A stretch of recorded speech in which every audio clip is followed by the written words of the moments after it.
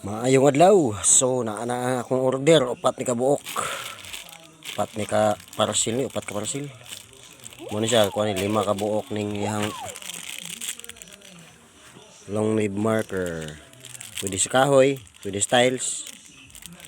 Pwede po ni siya sa bakal. Kung magwilding-wilding mo ni siya, gwapo ni siya.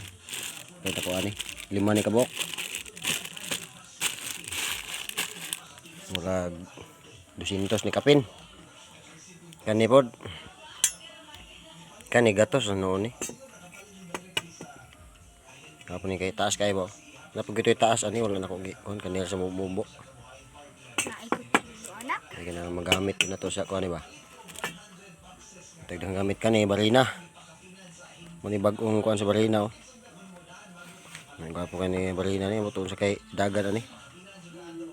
Pwede bakal, pwede kahoy, pwede tiles. Kuan siya all around heavy duty drill bit. Apa ni siya kay kuan na. Kanang dala na tanan ba wala na kay ngitaon pa. Muni kaupat. Magnetic hex pang building. text screw. Magnetic na ni siya, di na makuha ng screw ni. Building. Di na mahagbong ang text screw ni kay magnetic man siya. Ayos, upat na ni kabuok. Kantidad po ning mga 600 siguro ning upat. Salamat.